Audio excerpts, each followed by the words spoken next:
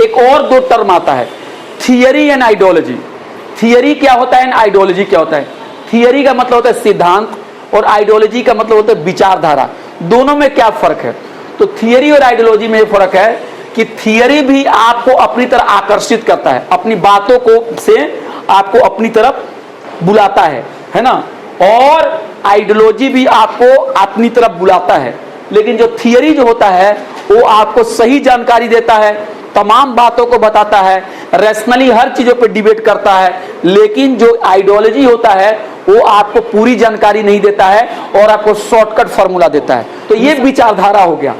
आप भी चाह रहे हैं कि दूसरे लोग आपकी तरफ आएं, लेकिन आप पूरे तरह से रीजन नहीं दे रहे हैं, आप पूरे तरह से उसके साथ इंगेज नहीं कर रहे हैं, आप सारे तथ्यों को नहीं बता रहे हैं, आप बातों को छुपा रहे हैं। लेकिन एक पॉलिटिकल थियरिस्ट जो होगा वो जब आपके पास आएगा और जब आपसे पूछेगा, तो आप पॉलिटिकल थियरी जब आपके पास आएगा तो वो क्या करेगा, आपसे हर चीजों पे बात करेगा।